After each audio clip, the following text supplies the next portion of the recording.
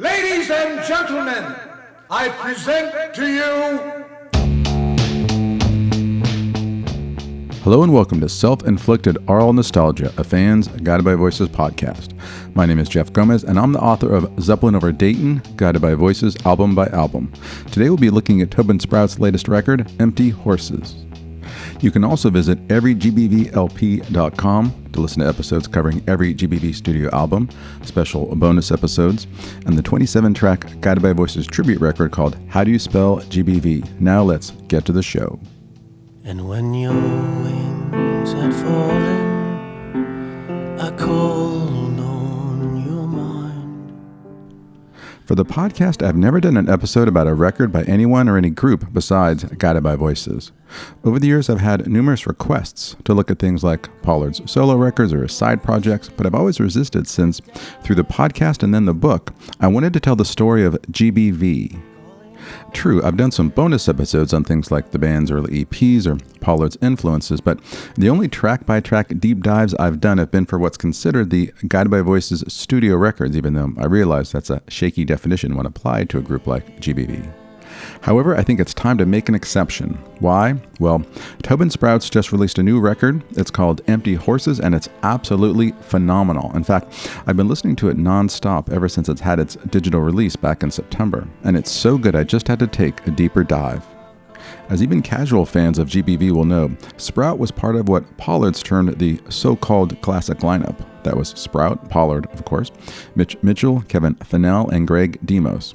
That's the group of guys behind classic albums like B-1000, Alien Lanes, and Under the Bushes, Under the Stars. Basically, when the band broke big back in '94, these were the guys behind the wheel. And while that lineup continues to linger in the hearts of GBV fans everywhere, it only made up a small part of the group's history. It's basically 1992 to 1996. By 97, all those guys were gone. The band wouldn't have a stable lineup for decades. In 2010, the so-called classic lineup reunited, toured, and put out 5 records. But even then, we're only talking about a handful of years. By 2014, it was all over, and in 2016, Bob recruited a new group of guys. This is the band he has today. So Tobin's involvement in GBV, and even with Bob over the years, hasn't been huge. Sprout wasn't even a founding member, and yet he remains to this day, and for very good reason, a fan favorite. The reason is that his contributions have been vital. On seminal records like Propeller and Vampire and Titus, his presence was felt mostly as a producer. He was the only one who could get a good sound out of a 4-track. And on masterpieces like B-1000, his songs were integral and helped make those records the successes they are. In a Pop Matters review of Empty Horses, when talking about the differences between Bob and Toby, Christopher Laird writes, "While Pollard might be yelping about flies in one corner, Sprout would be on the other side of the room, crafting a jangly gem about a sincere friendship." I'll talk more about the differences between the two in a minute, but I think that's a good way of looking at it. Personally, I've always loved Sprout's songs. He's just a great songwriter. He can do everything from quiet folk to neo-psychedelia. I also think the interplay between his tunes and Pollard's was a key ingredient to making that classic era so classic. Similarly, having him on board when the band got back together after initially disbanding in 2004 helped ensure that the reunion was a success. And I rate some of those records so highly, especially Class Clown Spots a UFO and The Bears for Lunch, specifically because of Toby's contributions. As Pitchfork put it when reviewing the band's comeback record of 2012, Let's Go Eat the Factory, a reunion of that late era Guided by Voices would have been nice, but it wouldn't have meant much. GBV have had lots of members, and nothing against guys like Nate Farley or Tim Tobias, but Sprout's time in the band was crucial. Spiritually speaking, he'll always be a part of GBV. The reason for this goes beyond the fact that he just wrote good songs. I've talked before about Sprout being a sort of George Harrison to Pollard's Lennon McCartney, and I don't just mean who had how many songs in an album. It goes much deeper than that. Harrison was a thoughtful and spiritual guy. He was a student of the world, and he was curious about things outside of music. I see Toby as being very much the same. Sprout is meticulous and sensitive. He seems to choose his words and his moments. There are dozens of drunken stories about GBV, and I love how pretty much none of them involve Sprout. For him, it seemed to be about the music. It wasn't some sort of rock and roll fantasy camp. And when real life came calling in the form of fatherhood and then raising his kids, he left. In an interview with Pop Matters back in 2013, he told Matt Masana that it was indeed difficult to watch GBB make a go of it after he'd left.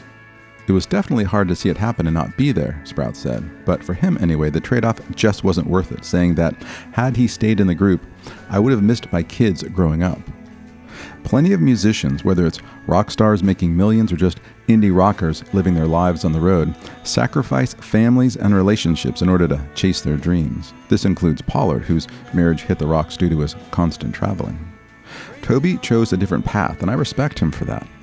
Maybe some of this was due to his age at the time, because for a group who was always thought of as old, they were pushing 40 when they broke into the world of indie rock, where most of the bands were in their early 20s. Toby was actually the oldest. He was born in 1955, whereas Pollard's actually 2 years younger, having been born in 57. Then again, maybe age has nothing to do with it. Toby just seems like a serious guy, and that steadying influence was important for the band, especially in the early days. With Sprout, you get Guided by Voices. Without him, it would have just been the Dayton version of The Replacements. In terms of his work outside the group, he had a pre-GBV band, Fig 4, and a post-GBV band, Eyes and Weasel. Both groups only put out one record. His first album as Tobinsprout was 1996's Carnival Boy, and since then he's made 7 more. I should also mention that he had a short-lived side project with Pollard as Airport 5 that produced 2 LPs back in the early aughts. Another thing that keeps him grounded is that he's lots of different things. He's a husband, a father, an illustrator, an author, and a painter. He's never defined himself solely as a guy who makes records.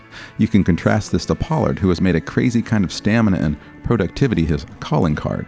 If Bob's not churning out albums and collages, well, then who is he? As Sprout told the website Popdose in 2017, the albums come out whenever I have the time or the interest in getting them together. Bob burps and you get a new record. For Toby, it's a much more thoughtful process. All of which brings us to his newest record, Empty Horses. Let me say again that I think this record is amazing. It will probably go down as my favorite LP by Sprout, second only to The Bluebird of Happiness trying to land on my shoulder. It's just an all-around great listen, and at 10 songs in just 30 minutes, it never wears out its welcome. One of the reasons I love the record is because it's a thoughtful and mature album. We're going through a particularly rough period in history, and Sprout doesn't at all shy away from what's going on. Now, that's not to say he's written ripped from the headlines protest songs. This is a good thing because songs with overly topical lyrics don't tend to age well. For example, as much as I love Lou Reed, I have to say that I think his 1989 record, New York, suffers from having so many timely references which no longer seem all that timely. Instead, what Sprout's tapped into is the general mood of the country. Empty Horses isn't pointing fingers or showing how we got here. Instead, it's just saying that this is how now feels. Back in '96, Sprout's first solo record was released by Matador on the same day as Pollard's first solo record, Not in My Air Force. The LPs were inevitably compared to each other and, in most magazines, were reviewed together. Matador wanted and expected this to happen. In fact, they wanted to go even further by positioning Pollard and Sprout as rivals. As Toby told Tangents magazine back in 1997, they wanted to do a single where it showed me and Bob boxing on the cover, like it was some big challenge, but we said, no, I don't think so. And while we don't have the exact same situation now, Pollard actually hasn't released a solo record since 2016's Of Course You Are. Guided by Voices just so happened to have released their latest record, Mirrored Aztec, just a month prior to Empty Horses. And so, like back in '96, we can look at them as a pair in order to compare and contrast. And while I was effusive in my episode about Aztec, saying that it's a fine record, as well as being one that I suspect I'll appreciate more over time, sonically and lyrically it sounds like GBV records going back to the 90s. Depending on your point of view, that's a good thing. Pollard and his new classic lineup are indeed releasing albums that rival those of the band's heyday. The problem is that Bob, for the most part, is trading in sounds he introduced to the world 30 years ago. He hasn't changed much since then. And while Pollard's often been compared to Pinocchio, GBV started as an imaginary band that he later willed into being real, much like how the doll who wanted to be a real boy. The literary character I think Bob most resembles is Dorian Gray. The title character of Oscar Wilde's only novel never aged. As the years went by, his physical form didn't deteriorate a single bit. Instead, age spots and wrinkles appeared on a portrait he'd had painted of himself, in which he wisely kept locked up and out of sight. The man was always young, the person painted in the picture became old. Pollard's similar, except where he doesn't age as on record. Biologically, Bob's very clearly in his 60s, but when you listen to his albums, the vibe is that rock and roll party he promised us back on Propeller. And again, depending on your point of view, that could be a good thing. And while I openly ponder in the final pages of Zeppelin over Dayton how the story will end, Pollard, as the true-life protagonist of his own story, seems content to just keep on forging the path he started on all those decades ago. And it's funny because I find that more and more when I talk about records and what I want from artists, I'm really talking about a desire that's mine and not necessarily theirs. It's like John Steinbeck said, ask someone about San Francisco and they'll tell you about themselves. By this, I mean, what I want to hear from musicians as they get older is what I sort of want to hope I've achieved for myself. I want there to be maturity and wisdom. I want it to be wiser and more thoughtful than perhaps it was. That doesn't always happen. Sometimes you just get more the same. Like back in the 90s, I used to love the English band The Wedding Present. I was in my 20s, and as I drifted from doomed relationship to doomed relationship, they were the perfect soundtrack. But I listened to one of their newer records a few years ago, and David Gedge, who has to be well into his 50s by now, was still writing songs about having problems with girls. Whether or not he still hasn't settled into a solid relationship, I don't know, but that's just not what I choose to listen to as a middle-aged guy. I've moved past that, even if the band hasn't. But what Sprout's done with this record is age gracefully. He's not a young guy, and he's not pretending to be. He's seen life and the world, and it's changed him. And he's sharing that experience with us, and it's exquisite. Empty Horses is a sober, mature album. When Goldmine magazine recently asked Sprout what he wanted people to take away from the LP, he answered, redemption, maybe? The search to find the better person in us?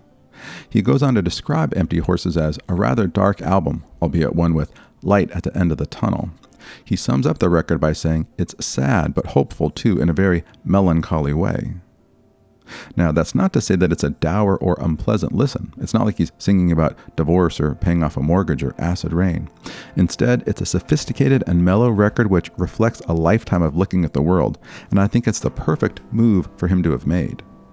The biggest change in the sound of the album comes in the instrumentation. There's still Toby's Telecaster jangle, but it's joined by steel guitar, which, along with the uniformly slower tempos, gives the album a sort of sepia tinge. About half the songs were recorded at Tommy Schichtel's Grand Rapids studio Goon Lagoon, an all-analog studio. Schichtel's a fan not only of the old-school recording gear, but of vintage instruments as well. Most of the drums, amps, and guitars at Goon Lagoon date back to 1960, if not earlier. As Schichtel told Lindsay Patton Carson in a 2013 interview for Review magazine, I think everything has a soul, especially instruments. Toby's known Tommy for a long time, having recorded some tracks for his solo record, The Bluebird of Happiness Tried to Land on My Shoulder, at the studio back in 2010. Schichtel's also in Sprout's touring band, alongside brothers Gary and Steve Vermillion. All three guys also appear on Empty Horses. Sprout's daughter Martha is also on the record, providing background vocals on The Return.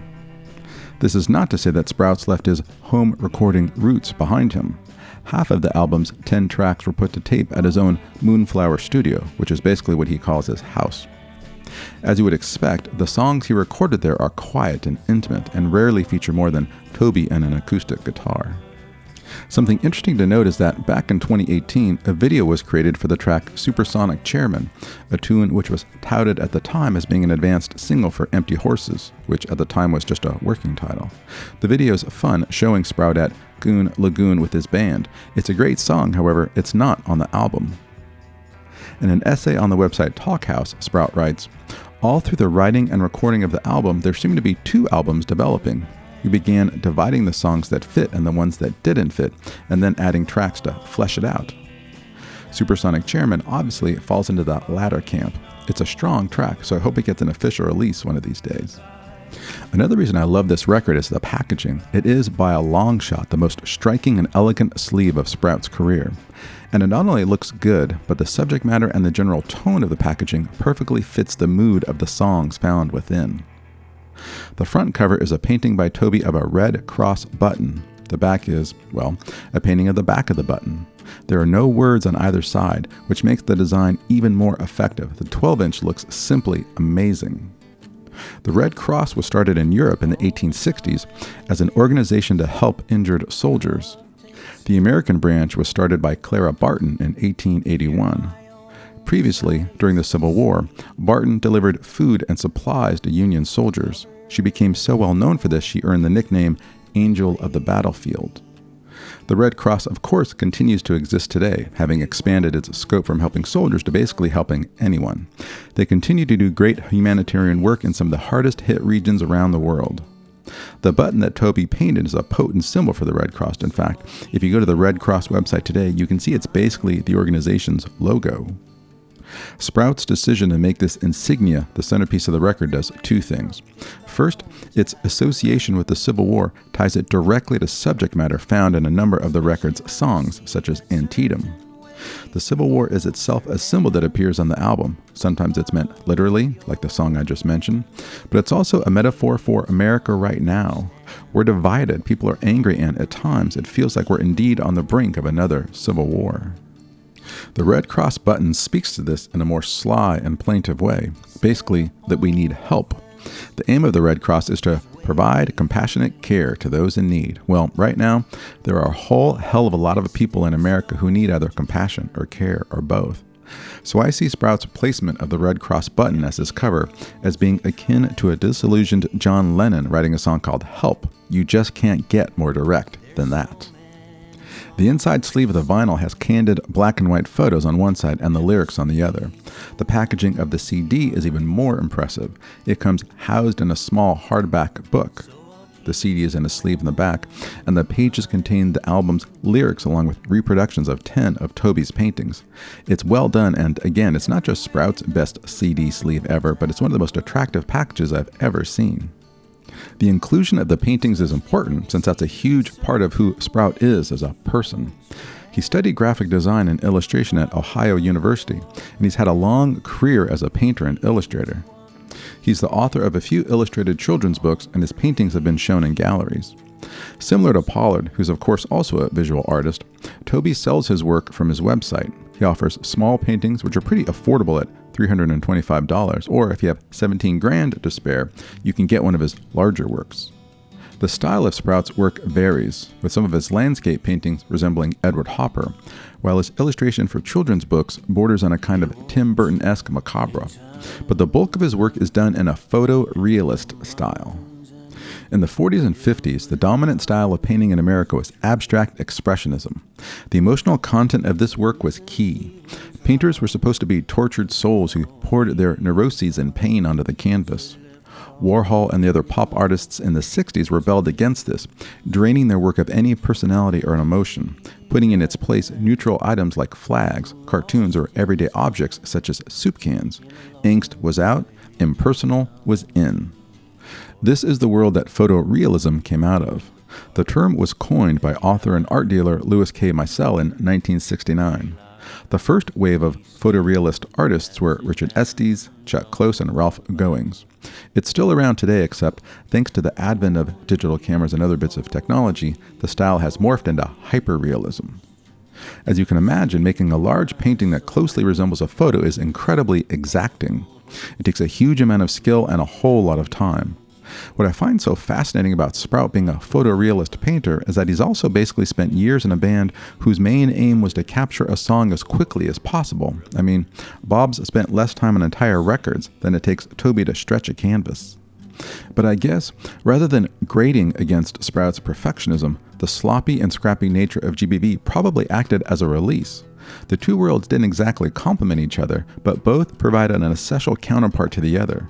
Painting was there when Tobin wanted or needed to be exact and precise, and GBV was there when he felt the need to just press record and go nuts.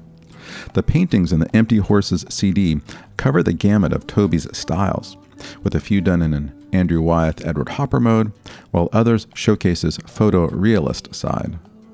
And while Sprout's paintings have been used often for his album artwork, the combination of the two here feels especially important, not to mention harmonious. The visual temperature of the images perfectly matches what you hear in the songs. I should also note that the album is dedicated to Bill Pickrell.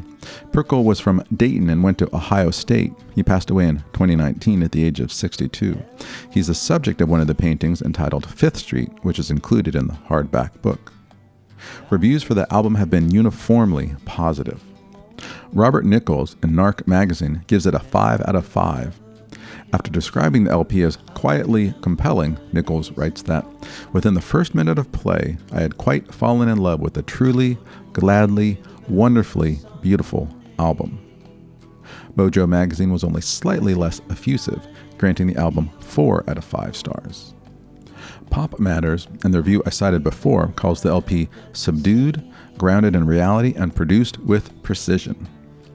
Website Concrete Islands writes that, with Empty Horses, Sprout has essentially taken the template of 14 Cheerleader Cold Front, his finest early GBV moment from 1992's Propeller, and expanded its sun-baked Californian folk Americana into a collection infused with longing, nostalgia, and spirituality, suitably fitting for his 60-something years on the planet. Now let's look at the album track by track. The record kicks off with Wings Prelude. And when your wings had fallen, I called on your mind. When your winds had died, I still believed you had... This is the LP's shortest track, clocking in at under a minute and a half. It's a super effective song, consisting of just Sprout and piano. It sets the stage for the other 9 tracks to follow. It's one of the tunes recorded at home, and you can tell it's small and intimate. The wings of the title tie it thematically to the final song on the album, No Shame, and the mention of horses in the lyrics calls back to the name of the record and, of course, the title track, Empty Horses. Second song on side 1 is The Return. Coming down the old highway, that's where I saw her praising God from above the tower. At just a second longer than the previous track, this is of course the LP's second shortest song. It's also another one of the ones recorded at home, featuring just Sprout, an acoustic guitar, a shaker, and some background vocals. This is the first of numerous tracks on the album that has overt religious imagery. Here, Sprout talking about praising God, and the repeated refrain of "He will return" could refer to Jesus, who's also mentioned later. I have to say I'm not at all a religious person. In fact, I would classify myself as an ardent non-believer, and at one time, a literal card-carrying atheist. I was a member of the American Humanist Association. I'm also no fan of Catholicism or Christianity, and yet the references here don't really bother me. There's no hint of zealotry, and in fact, the lost or doomed characters who populate the album are themselves unsure. The Union soldier in Antietam asking, "Do you hear me, Lord? Can you hear me, Lord?" Just because you believe, it doesn't mean you're sure. Third song of the album is Breaking Down. There's a road that's been building in my head for some time now, and I just can't shake it. And there's a place. After 2 short and spare songs, this is a long, full band track with electric guitar, drums, and bass. But what absolutely makes the track is the pedal steel played by Drew Howard. Howard's a longtime session man, having spent 40 years playing on country and Americana records. It's a great touch, and it adds a lot to the song. Here, Sprout's talking about the difficulty of being resilient in the face of hardship, a pretty common theme given what's happening in America and around the world. He admits that he's breaking down. His attempts to reason it away or even explain how he feels aren't working, he writes. I keep searching for my words. I try to speak, but I just can't say it. Similar to sides 2, All in My Sleep, at 2 minutes in, the music drops out and is replaced with strummed acoustic guitar and ethereal background vocals. It's an effective moment. In fact, for a guy who's made a career of crafting quiet and uplifting songs, this is just about one of the best he's ever made. Next up, it's On Golden Rivers. In a state of wisdom, I suppose I could lead. The fear of morning's got me down upon my knees. Father. This is the first of a kind of Civil War trilogy, with the others being Antietam and No Shame. As Sprout writes in the Talkhouse essay I mentioned before, all 3 songs continue the everyday simple man. The track is from the point of view of an officer sending troops into battle. On the vinyl edition, the lyrics have the date 1863, explicitly tying it to the Civil War. Without it, the lyrics could be about any war, since they are, removed from their place in time and historical context, all horrifyingly the same. By this point in the Civil War, not only the armies, but civilians on both sides were feeling its grim effects. What may have once looked like a righteous cause to both the North and the South was slowly descending into unending death and despair. The officer in the song doesn't seem to be a true believer. He knows the cost of sending men into battle, and he's seen the casualties of war. In fact, the golden rivers of the song's title, an image that sounds placid and serene, is actually bloated with corpses. This is probably the track on the album with the most religious references, and once again, I don't mind since it feels historically accurate and it fits, if not actually makes, the song. The officer first asks God to bless the troops, going on to declare that it's only faith in time that will get him home alive. And yet it's not necessarily a loving God. I mean, if God loved you, would he allow, much less put you in the middle of, a civil war? The officer also says that the fear of mourning, the word there doing double duty, he doesn't know if he'll live another day, but he's also not sure how he can continue to mourn for so many dead troops, has him on his knees. You of course pray on your knees, but hardship or pain can also force you to your knees. The song ends with the officer's world-weary resignation of, "But I suppose he'll just taketh away." Again, God is fickle in deciding who lives and who dies. This is the first of 2 tracks on the album to include the phrase, God's hammer. Here, the officer says, "In tears I've felt God's hammer pound the ground beneath my feet." This is from the Old Testament, Jeremiah 23:29, which says, "Is not my word like fire, declares the Lord, and like a hammer that breaks a rock in pieces?" Yes, God is powerful, but that doesn't always mean he uses that power for good. The dead bodies floating in the river also provide a powerful religious illusion. Modern-day baptisms, especially christenings, involve just a bit of water splashed on the forehead. However, in Jesus' time, a baptism meant full immersion, usually in a river. Going all the way under was seen as crucial to the process. The faithful went below the surface a sinner and emerged to a new life of salvation. It was also meant to be a metaphor for Jesus' resurrection. You rise after your baptism to continue your life's journey. But for the Soldiers and Sprouts song, there may not be such deliverance. In fact, the only thing that may reach high heaven, as Toby writes, is the smell of their decaying bodies. The music, quiet and hymnal, is a perfect match for the lyrics. The song ends, the same as A Day in the Life, the final track on Sgt. Pepper's, with a lone, sustained piano chord. This is a super sly, if not depressing, reference. Whereas the Beatles track chronicled an ordinary day which consisted of quotidian tasks like reading the paper and personal hygiene, Toby's dealing with some of the biggest subjects that exist: God, country, war, death, and yet all of those things can be a day in someone's life too, their last day if they're unlucky. It's a devastating track, and just a few seconds shy of 5 minutes, it's the album's second longest song. Side 1 finishes up with The Man I Used to Know. It's become like a crossroad puzzle. Nowhere's turning. Rolling Stone said of this track, while Pollard weaves larger-than-life tales of carnival barkers and otherworldly creatures, Sprout is decidedly terrestrial. I think that's a good way to put it. Bob deals in the surreal, while Toby dishes out the real. In the Talkhouse essay I mentioned before, Sprout describes this as being about losing yourself from drugs or just from everyday life getting the best of you and trying to find yourself again. The opening line is pretty brilliant, Toby making a pun on the word crossword, writing, "It's like a crossroad puzzle." We all face crossroads in life, and depending which way we turn at pivotal moments, we end up having an easy life or a hard one. The subject of the song may have made a wrong turn, since Sprouts writes, "The man I used to know is falling downward." I actually wonder if the subject of the song is Sprout himself, like the man he used to know is the person he used to be. In Ross MacDonald's novel The Moving Target, when someone asks the hard-boiled detective Lou Archer how he got into the business, he answers, "I inherited it from another man." "Your father?" the person replies. The detective answers, "Myself when I was younger." Whether you're looking back 10 days, 10 months, or 10 years, you may not recognize the person you once were.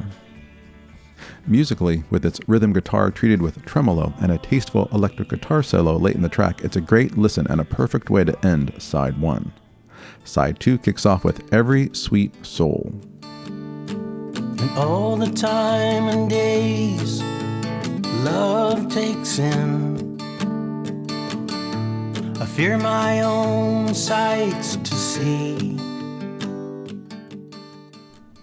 A video was made for this song which features Sprout on his trusted Telecaster appearing on a TV screen, which ends up being a pun, a telly on the telly.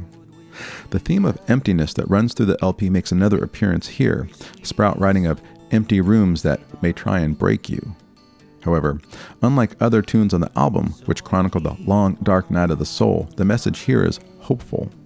The music's as bare and unadorned as anything on the album, with the instrumentation being just an acoustic guitar.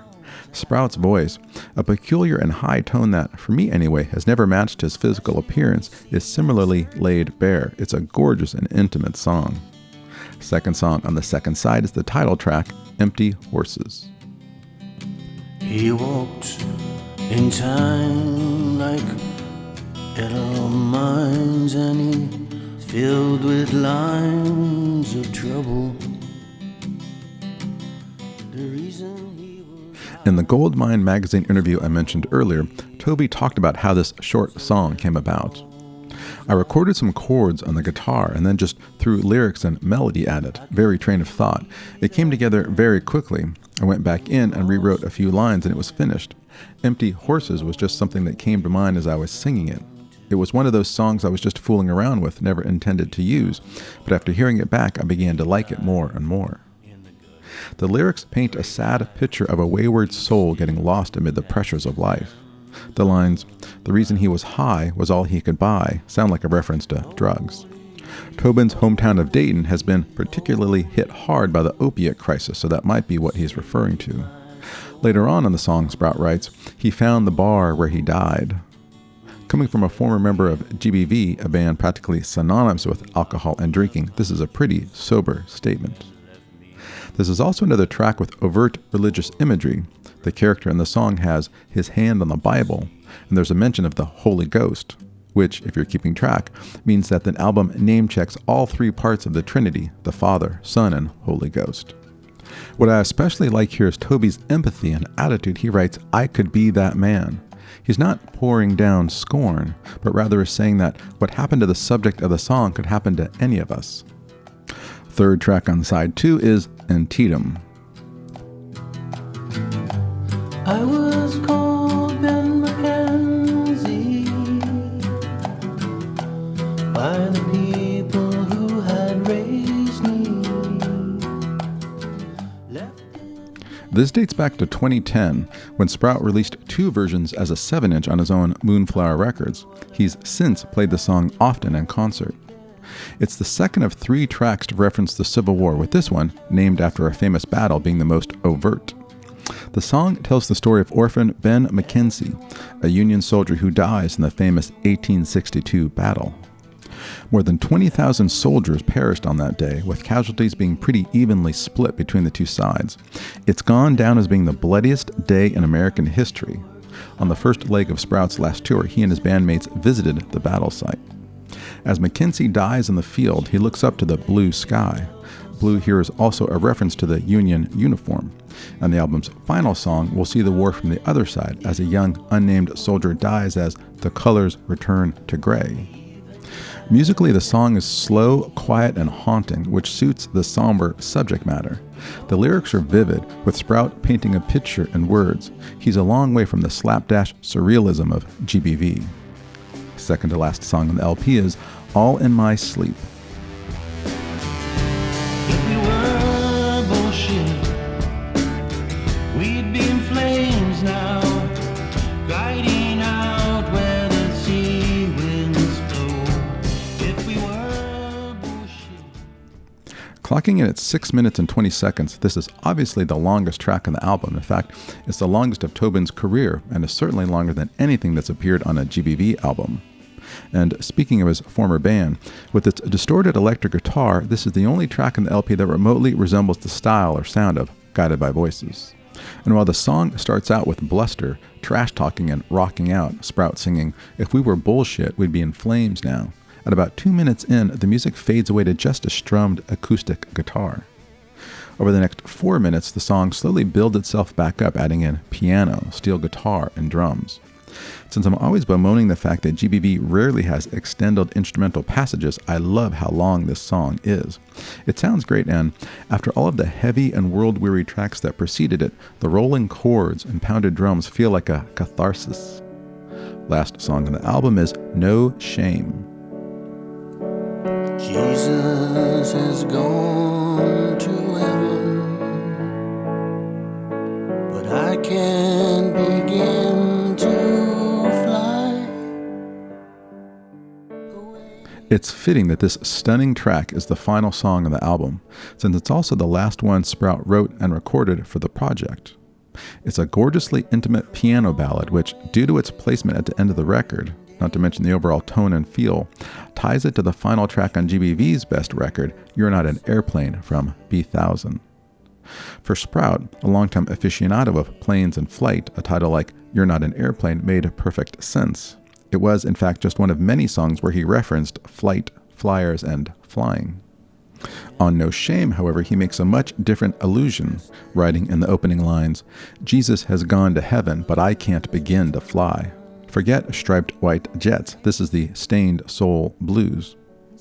The final track in the album's Civil War trilogy, Toby's said it's about a wounded boy that crawls off into the woods to die, feeling guilt for leaving the battle. The war is only obliquely referred to with the line, the colors return to gray, gray being the color of Confederate uniforms. However, gray is also a color you find in the sky at sunset, and in the CD, the lyrics are indeed paired with a landscape of the beach at either dusk or dawn. This provides a potent metaphor for the boy's death, and as the soldier expires, Sprout becomes, if you will, like Clara Barton, that angel of the battlefield, as he whispers to the young soldier, "There's no shame on you, no shame." It's a wonderful moment. And whereas the message on B1000 was, we're finally here and shit yeah, it's cool, with his latest record, Sprout seems to be saying that we are no longer that young flyer who was long ago remade. Maybe it's time to start thinking about where we go from here. That might mean heaven, or just Michigan, or maybe even another civil war. Nobody knows for sure, but with Empty Horses, at least we have the soundtrack. Okay, that's it for the show. Go to everygbvlp.com to listen to past episodes of this podcast. Go to firerecords.com to buy Empty Horses on vinyl or CD. Go to tobinsprout.net to pick up other records and artwork by Toby. And be sure to check out my book, Zeppelin over Dayton, Guided by Voices, album by album, wherever books are sold. Thanks for listening. I'll be back before the end of the year when the band releases their third LP of 2020, Styles We Paid For. Until then, stay home, stay safe, and God bless the Monument Club. On the sex